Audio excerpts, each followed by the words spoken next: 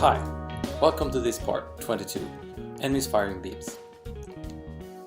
We already have a ship beams class, which has a generic list of ship beams, and now we need to create an enemy beams that will also have a generic list of beams. So there is a lot of similar things going on here.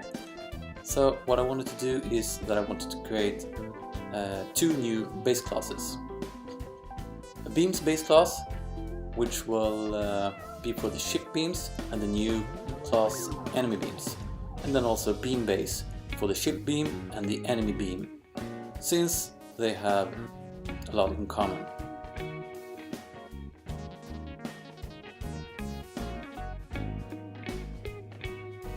Now let's look at the code.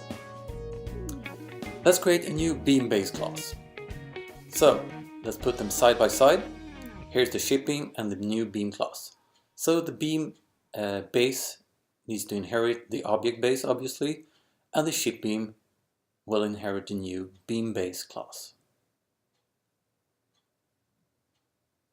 The constructor will take x and y and call the base with a new coord entity x and y.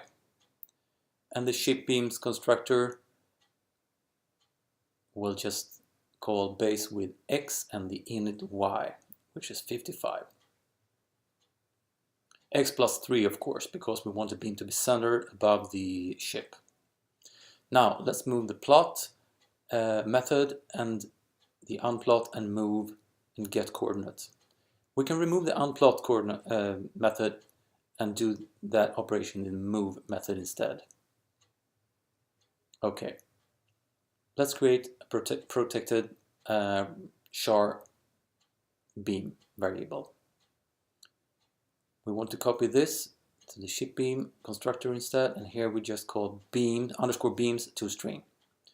And in the ship beam constructor we set the beam variable to this char, which will be our ship beam char.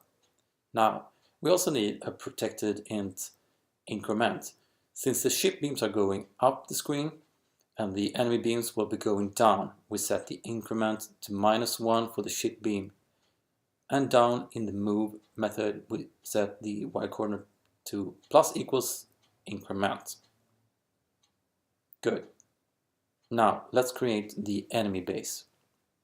The enemy beam class. Very similar to the ship beam class.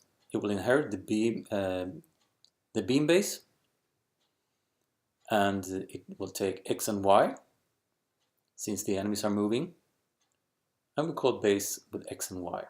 In the constructor we set the beam to the char we want to be the beam. Let's go to the enemy here and copy that char. Alright, and we set the increment to 1 since the enemy beams are going down the screen. Okay, we're done with the beam base and the ship beam and enemy beam. Now for the ship beams class, let's create a new beams base. We set them side by side, and here we go. The new beams base class should inherit the console base, and the ship beams class will inherit the new beams base. Perfect. Okay.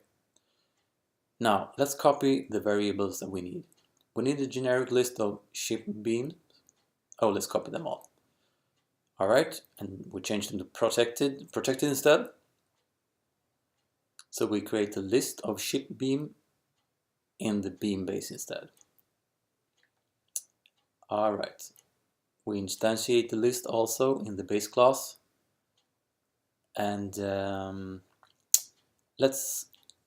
we need, of course, system collection generics, of course. Now let's change the list generic to beam base instead here, and also in the constructor. Perfect. Number of beams we will set to 0 in both cases, so we move that also to the beams base constructor. The plot function will be similar, so we just copy that, no problem. However, the ship beams add class will be unique for the ship beams, so that will stay. The move function, we can move to the beams base class instead, and we need to adjust here and change the list of beams to delete to be beams beam bases instead.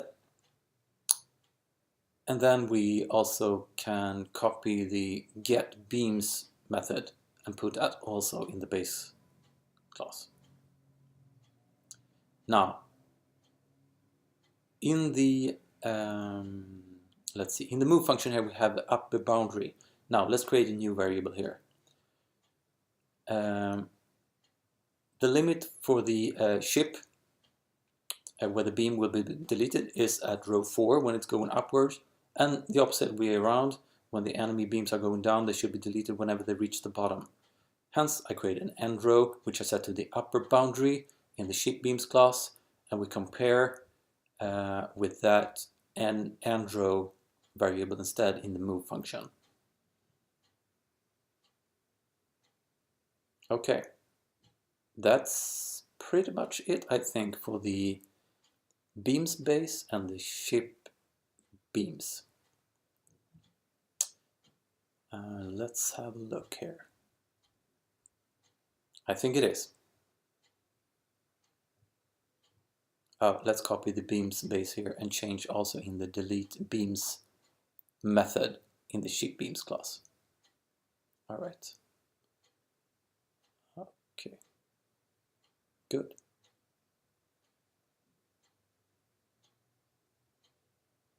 Perfect. Now let's create a new enemy beams, which will also inherit the beams base class. So we copy the beams base here, and there we go. I will not do anything more with this class for now. That will be in the next part also, part 22b. So I will continue with that class now. I'm sorry.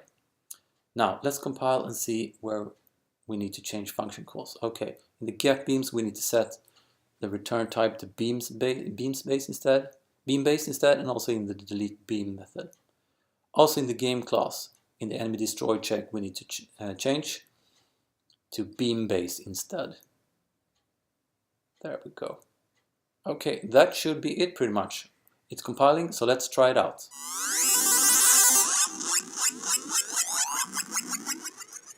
Alright, we can fire as before.